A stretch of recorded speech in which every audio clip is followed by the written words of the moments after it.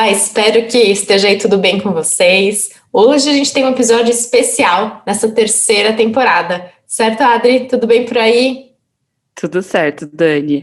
É isso mesmo, pessoal. O nosso entrevistado de hoje está lançando um livro e a gente marcou esse bate-papo para antecipar o que ele traz nessa obra que fala sobre tecnicomonização. Márcio Bueno, seja muito bem-vindo ao nosso podcast. Super obrigado pelo convite.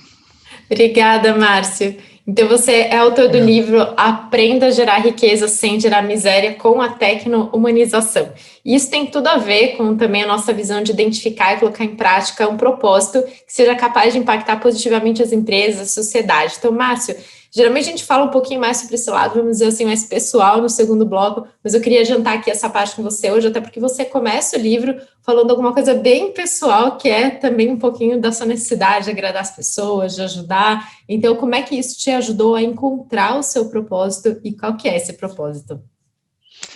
Na verdade é o seguinte, isso parece fácil depois de ter descoberto, até descobrir esse propósito não é tão simples assim, mas foram muitos anos, mas chegou um momento, deu ali um clique, um despertar, que eu percebi que o que eu estava fazendo não fazia mais sentido.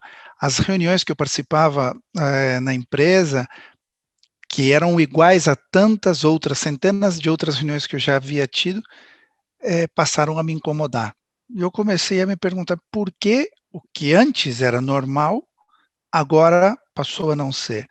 E aí, fazendo aí um trabalho de autoconhecimento, de busca mesmo, eu comecei a perceber que havia outras atividades que eu estava desenvolvendo naquele momento, como dar palestras, falando sobre algo que foi ali o início da tecno-humanização, me davam muito mais satisfação e prazer. E aí eu fui descobrindo que eu estava talvez no lugar equivocado e falei, bom, é o momento de mudar para o outro lado e vamos fazer essa transição, vamos desenhar como ser feita.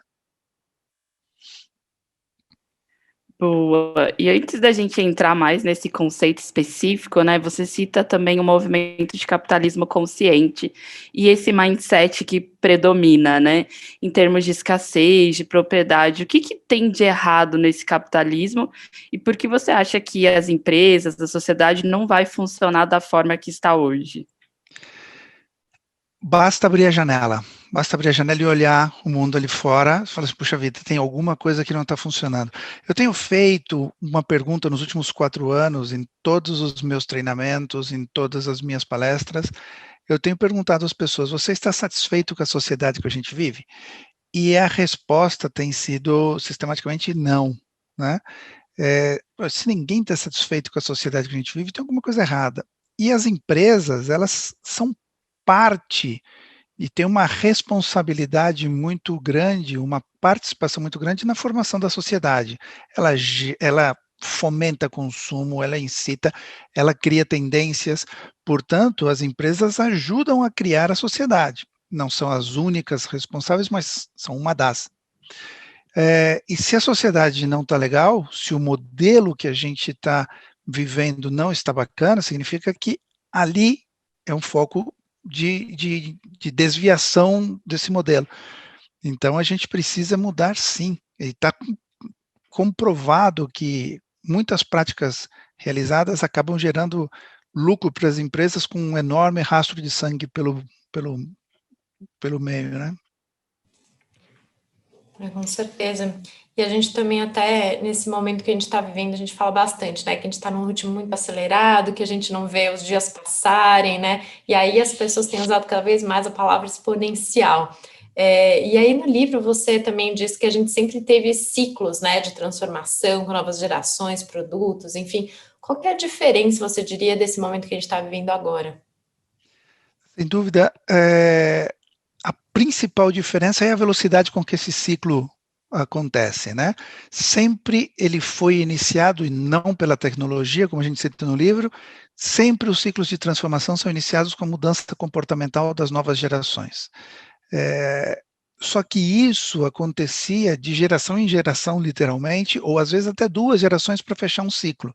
que era mudança comportamental, uma necessidade de um novo produto, a tecnologia ajudava nisso, criava-se um novo produto, isso gerava um novo comportamento, influenciava a nova geração e assim fechava. Agora, durante uma mesma geração, pode acontecer vários ciclos, inclusive vários concomitantes durante a mesma geração. E isso faz com que a gente tenha essa famosa velocidade exponencial que todos falam, né? Pensando assim nessa velocidade dentro das empresas, o que tem de resultado dessa digitalização, né? A gente fala muito dos processos em si, e no livro você cita alguns riscos atrelados a essa mentalidade, né? Ou decisão empresarial. Mas se tivesse que escolher entre um dos dois, assim, qual seria essa escolha? Olha, aqui um ponto super importante que eu comento e que eu acho fundamental nessa questão de você falou, puxa vida, isso sempre aconteceu, essa digitalização de processos. Como eu citei antes, se a gente considera que a sociedade que a gente vive não está legal e as empresas são responsáveis por formar isso, ou para ajudar essa criação dessa sociedade que a gente não está satisfeito, se a gente utilizar a tecnologia para digitalizar os processos atuais, é como acelerar esse caos. É como dar um anabolizante para o monstro, como eu cito no livro. Então, o ideal é construir modelos que sejam mais conscientes e humanizados e aplicar a tecnologia para viabilizar esses novos modelos, não para digitar os atuais, que demonstraram que não são eficazes. E o outro grande risco que eu citaria é que os executivos ou os empresários tentem eliminar a qualquer custo esse viés de normalidade que normalmente o ser humano tem, ou seja, isso não vai acontecer comigo, o meu negócio é diferente, ou eu já faço isso na minha empresa, nós somos super responsáveis, super conscientes e tal, porque isso acontece, tem explicação inclusive neurocientífica, todo mundo acha que faz o correto para viver melhor, para viver bem, né, para viver em paz consigo mesmo. Então, só que quando você dá uma raspadinha e olha por trás dessa frase que o executivo está dizendo, não tem nada a ver com isso, né? Eu cansei de ver executivos dizendo, não, aqui a gente é super humano na minha empresa, quando a gente faz reestruturação, a gente paga todos os direitos para o colaborador. Puxa vida, isso é tua obrigação, não coloque medalha por algo que é o mínimo que você tem que fazer é pagar porque é lei, né? Mas ele considera isso algo super importante. E aí quando você vê, fala, puxa vida, você pode fazer muito mais, né? Então, eliminar esse viés de normalidade de achar que o seu negócio é diferente, achar que você já faz tudo o que precisa ser feito, porque eu garanto que se a gente fizer uma análise mais profunda, tem muito mais coisas que podem ser feitas. Márcio, além dessa oportunidade, né, que talvez as empresas tenham no momento que elas vão olhar ali para os seus processos, enfim, e a gente está realmente no momento que acho que todas as empresas estão falando, não, a gente tem que se digitalizar, a gente tem que facilitar o trabalho para as pessoas, tem que dar mais eficiência para os processos, enfim.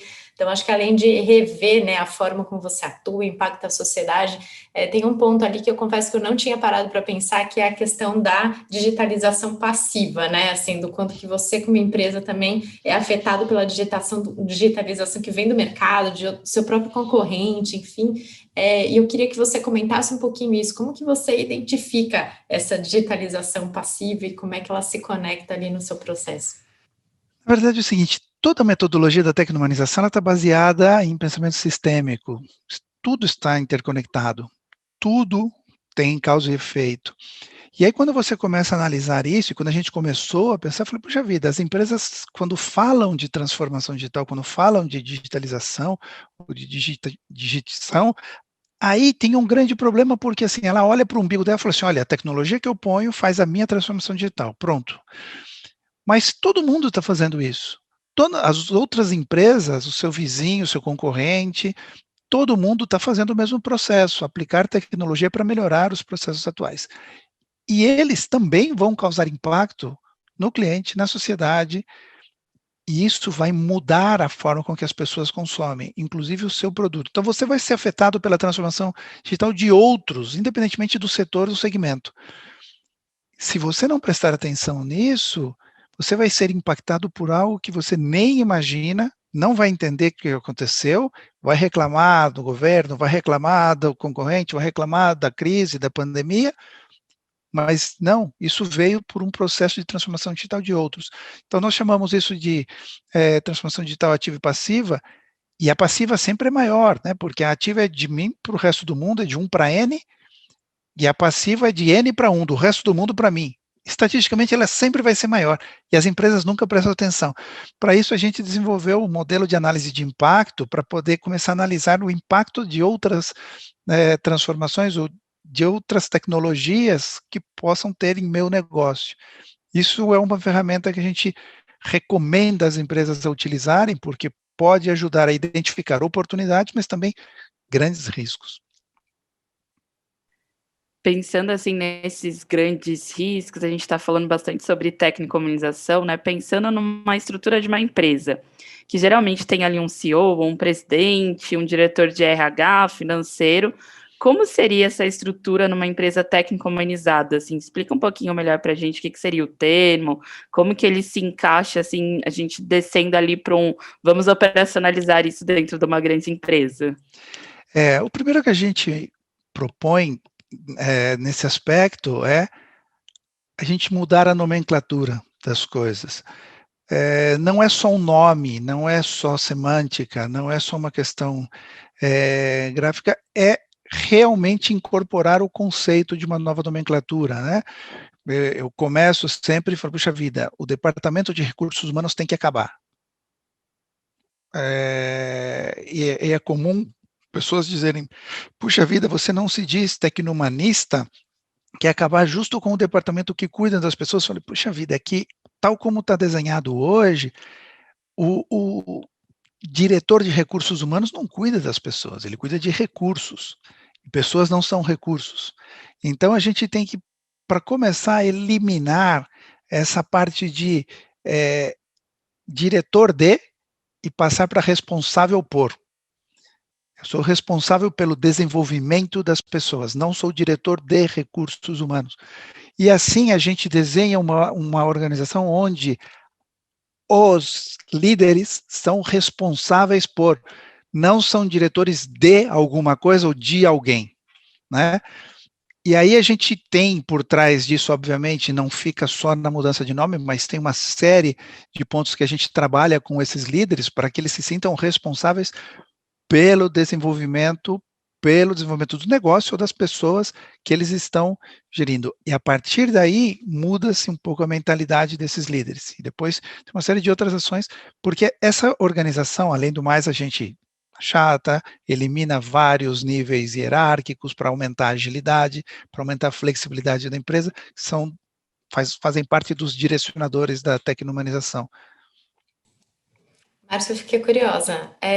Nesse processo, né, que você fala, enfim, até de rever, de repente, o propósito da própria empresa, a forma como ela atua, mudar até uma nomenclatura, que é algo que está bem ali no dia a dia das pessoas, né, que comunica muita mudança. Você já, assim, você já passou por esses processos, enfim, e o que você acha que as pessoas no dia a dia na organização percebem a partir dessa diferença, desse mindset da tecno-humanização? Quando a gente faz esse tipo de transformação nas empresas, é tudo muito transparente, tem que ser tudo muito transparente. Primeiro, trabalhamos com um grupo de líderes, eles assimilam isso, depois a gente faz o engajamento do restante da organização, só que isso é transparente, ou seja, a partir de agora, este é o nosso propósito, esta é a organização, e existe total liberdade para as pessoas que não se encaixem, não se engajem e não estejam de acordo com esta nova forma de fazer as coisas, total liberdade, não só para comentar e criticar, mas inclusive para não participar Nesses processos e quando elas não querem participar dizendo, olha, não estou de acordo, tudo bem, então a gente tem um programa e um plano de saída, de preparação para a saída dela, de substituição, de uma forma muito transparente, porque existem executivos que chegaram a dizer, falou assim, puxa vida, isso é muito bonito, mas eu acho utópico, eu não estou de acordo com essa forma de trabalhar, minha vida inteira, 30, 40 anos de carreira, eu trabalhei de uma outra maneira, e, ok, né? Se você não acredita nisso, o melhor que pode acontecer é que você siga o teu caminho e a empresa siga o dela. Alguns executivos temem isso, porque dizem, puxa vida, mas vai um cara super bom embora. Eu falo assim, a melhor coisa que pode acontecer para a sua empresa é que alguém que não está de acordo com como ela vai funcionar, se vá, porque se ela ficar, ela pode até cumprir o expediente, bater a meta, mas ela vai ficar colocando o pauzinho na roda e vai ficar ali esperando alguma coisa não dar certo, ou até provocando que não dê certo, para ela poder dizer, tá vendo? Eu disse que não ia funcionar, eu avisei. Então, cara, esquece, né? Assim, por melhor que seja, faça isso de uma maneira transparente, então vamos marcar aqui um prazo, vamos fazer uma transição, vamos buscar uma pessoa, ou seja, fazer isso de uma forma muito aberta, porque senão o risco de não funcionar é alto. Tem que ser muito transparente. Adri, desculpa, deixa eu só pegar um gancho aqui até nesse ponto que o Márcio fala dessa transformação, né, e do quanto que as pessoas precisam realmente estar ali engajadas ou não com a mudança, e acho que qualquer processo, né, de gestão cultural, a gente tem muito disso, né, de deixar transparente e que as pessoas, enfim, se elas não se identificam mais, né, uma mudança que não é para elas, que elas realmente até busquem outro lugar. E aí a gente falou de quem está dentro da empresa, né? E no caso dos clientes, assim, quais seriam as mudanças que os clientes percebem e no fim do dia aquilo também que ainda que a gente fale às vezes que o lucro é uma consequência e não o seu principal objetivo, de repente, mas isso realmente impacta nos resultados de uma organização? Sim, impacta bastante. Existem estudos, tanto do Instituto do Capitalismo Consciente americano, quanto da Humanizadas aqui no Brasil, que segue a mesma metodologia do Raj Sisodia lá fora. Existem estudos que demonstram que empresas conscientes e humanizadas são mais rentáveis. Lá fora, 14 vezes mais rentáveis, empresas do SP500, e aqui no Brasil, 5,6, 6 vezes mais rentáveis que as que não são conscientes. Então, está comprovado. É garantia? Eu faço, implanto a tecnologização e garanto que eu vou ser 10 vezes mais rentável? Não, vai depender da tua gestão. Se você simplesmente fizer mudança e depois for para a praia ou for jogar golfe e abandonar a sua empresa, ela vai quebrar do mesmo jeito. Uma empresa tecnomanizada ou consciente ou que trabalha com conceitos de capitalismo consciente também quebra se for mal gerida. Agora, se for bem administrada, se for bem trabalhada, ela sim é mais rentável. Né? Então, eu costumo dizer para os executivos, puxa vida, se você não acredita no que a gente está falando, desde o ponto de vista conceitual, se você acredita que não é importante a sua empresa ter essa consciência, essa humanização e cuidar do todo, não só de você, tudo bem, faça ao menos pela inteligência empresarial, você vai ganhar mais dinheiro, vai ser mais rentável. Se você não acredita, não faça por consciência, faça ao menos por dinheiro. A sociedade agradece do mesmo jeito. Perfeito. E aí, pensando nesse tema, assim, a gente tem vivido muitas pessoas ficando doentes no trabalho, acho que também muito relacionado a esse momento de pandemia, que você leva o seu trabalho para casa, né, 24 horas por dia. Queria entender, assim, um pouquinho o que contribui para esse, eu acho que hoje é um dos nossos maiores issues, né, a gente vê tanto as empresas falando agora de well-being, de bem-estar, como que eu trago isso para o colaborador, sendo que eu continuo cobrando dele ali um tempo de dedicação maior, né? Como que você entende esse processo? No final, acontece a mesma coisa que com o lucro, né? Tem muitos empresários que dizem, olha, aqui funciona a meritocracia, então o cara que trabalha 18 horas e 3 minutos, ele é melhor do que o que trabalha 18 horas, porque ele trabalha 3 minutos a mais. Mas eu não obrigo ninguém a trabalhar 18 horas, é escolha de cada um. né? Não é 100% verdade essa afirmação. Se você implanta um sistema na tua empresa que você só reconhece quem se mata de trabalhar, em algum caso literalmente, você está transmitindo uma mensagem de que é preciso fazer isso, que como tem uma série que eu estou escrevendo, e lá eu falo, no Matuto Corporativo, tem uma piadinha que eu ouvi, bastante sem graça, por certo, mas no mundo corporativo, eu escutei isso na Europa, o cara falou, não, na minha empresa a gente deveria pagar só meio salário para todo mundo, porque eu peço para eles trabalharem meio período, 12 horas, né? Se o dia tem 24, eles trabalham 12, então meio período, aí os executivos, que engraçadinho. Cara, mas isso é muito a mentalidade. O Brasil, ele é líder mundial em transtorno de ansiedade, ele é um dos principais países, ou um dos primeiros países em estresse.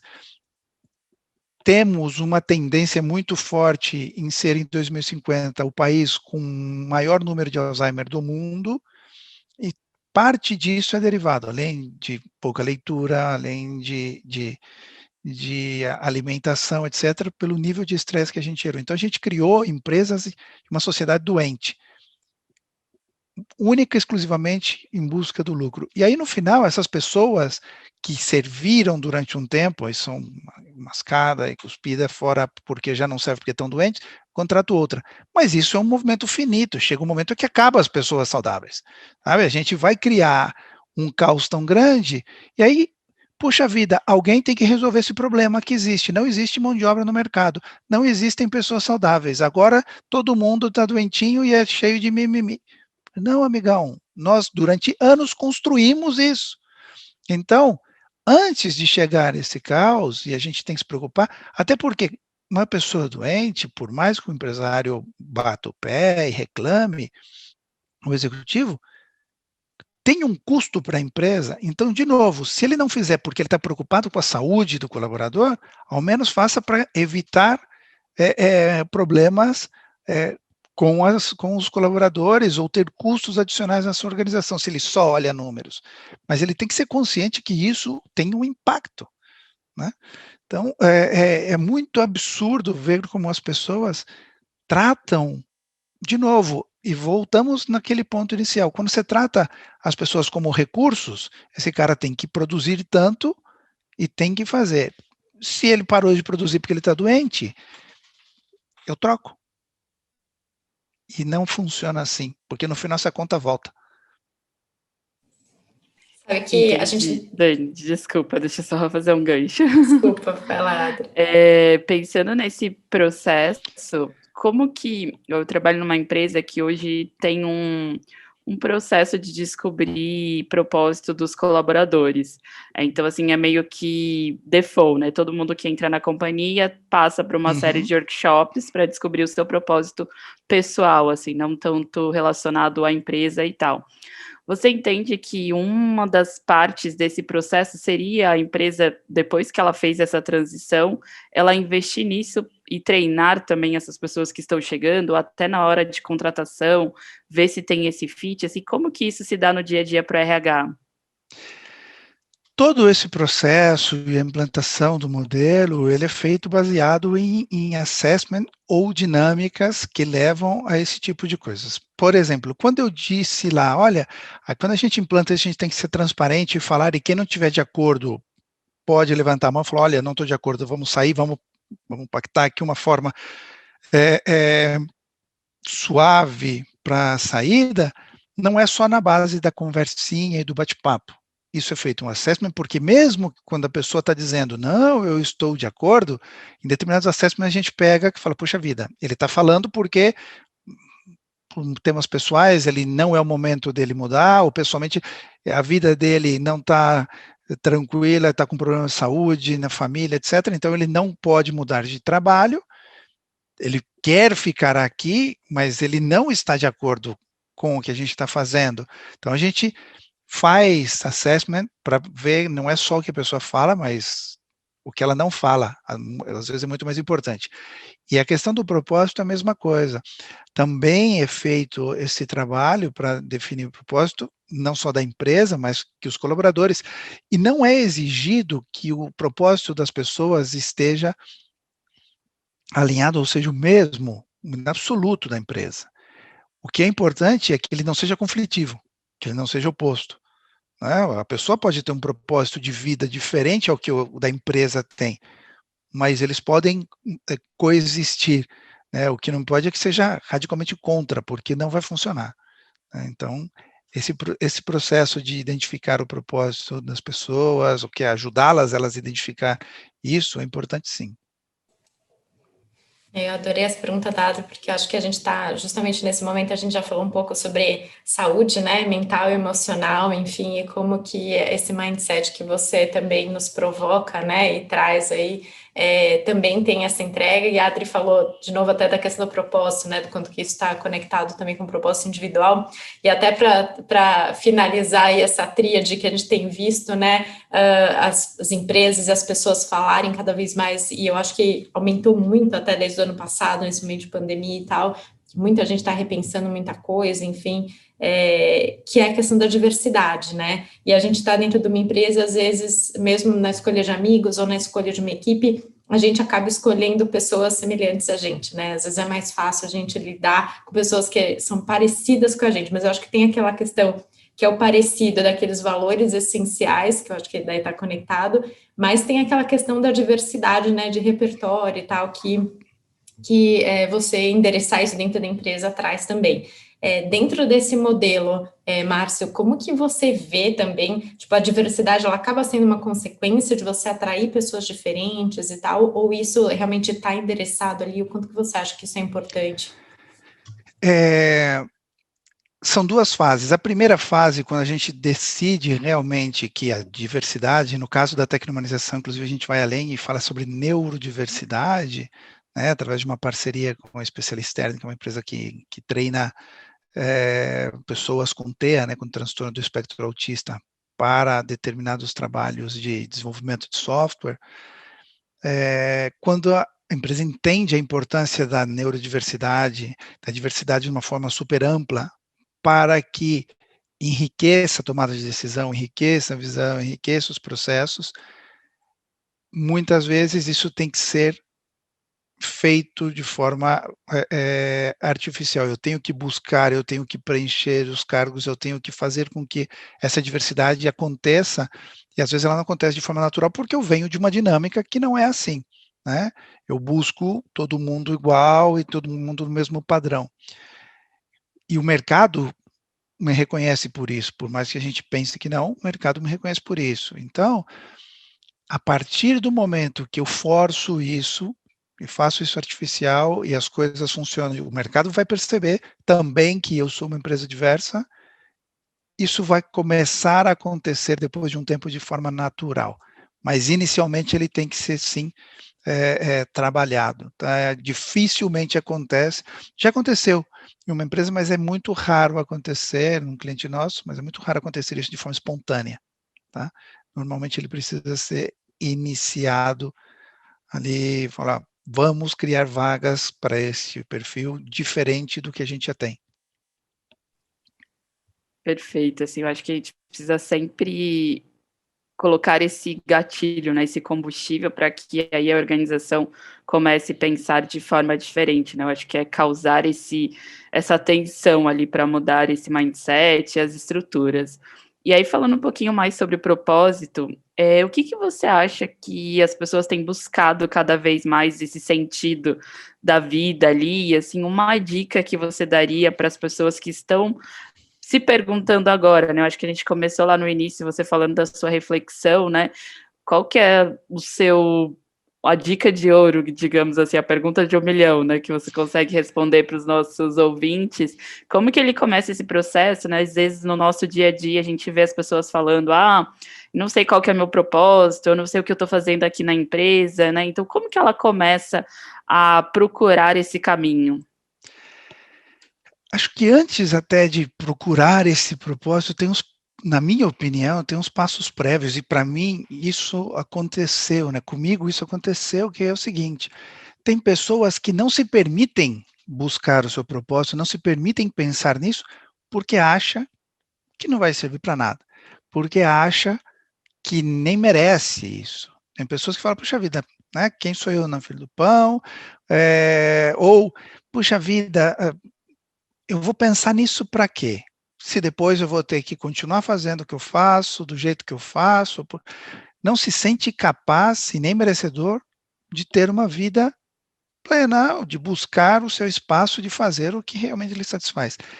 Esta parte impede muita gente sequer de fazer a reflexão e a busca do seu propósito, porque acha que não vai servir. Então, por favor, né, a gente tem que trabalhar isso primeiro, falar, sim, você tem todo o direito do mundo de fazer o que você gosta, o que você quer, você tem todo o direito do mundo de viver de acordo com aquilo que você se sente bem. A partir do momento que a pessoa entende isso, existem várias formas e vários caminhos, não é um único. Tem pessoas que encontram isso de forma autônoma, sozinho, uma autorreflexão, tem pessoas que precisam de ajuda, tem pessoas que buscam ferramentas como a de vocês. Então, existem muitos caminhos, e todos eles válidos, desde que seja genuíno, né? Desde que essa busca seja genuína. Outra coisa que eu também não recomendo é que as pessoas falem, bom, como está na moda, todo mundo tem que ter um propósito, eu vou procurar o meu. Aí tem isso pessoal e profissional, tem empresas que, por favor, não busquem agências de publicidade para definir o teu propósito, porque vai colocar, como acontecia nos anos 90, né? Vamos criar missão, visão e valores para pôr aqui na recepção um quadrinho, e aí buscava uma agência de publicidade para colocar uma frase bonita, de impacto, que ficasse legal, de acordo com o mercado, mas isso não tinha nada a ver com a identidade realmente da empresa e com uma mineração. Eu tenho uma amiga que ela fala que o propósito ele tem que ser minerado, ele está dentro da gente e a gente tem que minerar, ela no fundo buscar, não é buscar fora, um terceiro te diga, olha, está na moda isso. Esquece a moda, se você acha que faz sentido, faça, se não, tudo bem. A pessoa pode viver também perfeitamente sem descobrir o seu propósito, eu acredito nisso, né? Ou sem ser consciente de que ela está vivendo de acordo com o seu propósito. Então, tem que fazer bem. Se não faz bem, tem que mudar. E às vezes leva um tempinho, né? Porque aos 17 anos descobrir seu Pô, propósito, às vezes a pessoa já tá ali, meu Deus, mas o que eu vou fazer até o final da minha vida, né? Então, exatamente. Nossa, eu estou falando ao fracasso, você, porque eu tenho 17 anos e não descobri o meu propósito. Né? Falei, oh, calma, isso é lento. E eu acredito, inclusive, que em determinados momentos da vida pode acontecer do seu propósito mudar, né? Porque isso não é, eu descobri esse meu propósito, agora até o fim da vida tem que ser assim. Talvez não. Isso é dinâmico e não é uma coisa imediata, isso é lento, não tem que ser um objetivo em si mesmo, e sim um caminho. bacana. Márcio, para a gente encerrar, porque nosso papo tá ótimo, e aí o tempo, né, passa exponencialmente, parece, quando o papo tá bom. Então, para a gente encerrar, eu queria, na verdade, te perguntar como que está sendo essa sua experiência de lançar um livro, aí até no modelo que a gente está, né, de pandemia ainda, enfim, de mais distanciamento, como que está sendo essa experiência desse lançamento online, até porque eu acho que tem tudo a ver com, né, com o seu propósito também, então deve ser um momento muito bacana para você. E aí, deixa para a gente seus contatos, onde é que o pessoal pode encontrar aí o seu livro, enfim, deixa eu contar também da sua consultoria. Deixa. Tem sido fantástico o lançamento do livro, a resposta que eu tenho recebido do público tem sido excelente, as pessoas que participaram da leitura antecipada, o feedback tem sido bacana também, e aí eu vi que aquela frase famosa, puxa vida, na vida você tem que ter um filho, plantar uma árvore, escrever um livro e tal, realmente faz sentido a parte do livro, porque é interessante quando você escreve e as ideias estão na tua cabeça, ou num PowerPoint, ou você fala ali numa palestra para um grupo reservado, é tranquilo. Quando você põe isso, materializa num livro e deixa, que vai ser um legado e vai ficar para o resto da vida, para todo mundo poder acessar, tem um peso muito diferente. Não é trivial, parece bobagem, mas não é. Mas quando você termina e começa a ver com que isso impacta a vida das pessoas, é uma satisfação muito grande. Então, estou muito feliz. E eu não sei se essa loucura que eu vivo, uma semana antes do lançamento, um domingo eu sentei e escrevi um roadmap de livros, eu tenho em 2 anos e meio, lançar outros 6. Então, até o final desse ano, vão sair 2 mais, tá? Então vai sair um em outubro e um final de novembro, começo de dezembro. Então, o que vai sair em dezembro já está escrito, estamos escrevendo o de outubro, então eu fui picado pelo bichinho e estou super feliz com isso. E quem tiver interesse, pra gente. Isso, você pode entrar no meu site, é www.bensky, B de bola, E de escola, N de navio, S de sapo, K de quilo, .net. O livro pode ser adquirido na Amazon ou no nosso site também, é loja.bensky.net. E nesses dois, e na Amazon em formato tanto digital quanto físico. E aproveitando a gravação desse podcast, a gente teve vocês aí gentilmente aproveitaram e a gente gravou com imagem, a gente vai colocar isso também no nosso canal do YouTube, e eu vou deixar o link do podcast de vocês na descrição do vídeo para todo mundo poder acessar, porque eu dei uma ouvida antes em alguns bate-papos e o conteúdo é riquíssimo, vale muito a pena vocês assistirem, ouvirem, né? Obrigada, Márcio. Muito obrigada, foi um prazer. Obrigada, Márcio. Acho que foi um prazer a gente bater esse papo, né, para entender mais dos termos, de como você trabalha, da sua consultoria, e super sucesso nesse lançamento, e conte com a gente aí quando vier a segunda edição do livro para a gente conversar mais sobre isso. Legal, super obrigado pelo espaço, pelo bate-papo, pelos insights, e vamos tecnomanizar o mundo. Vamos lá. Obrigada, gente. Até a próxima.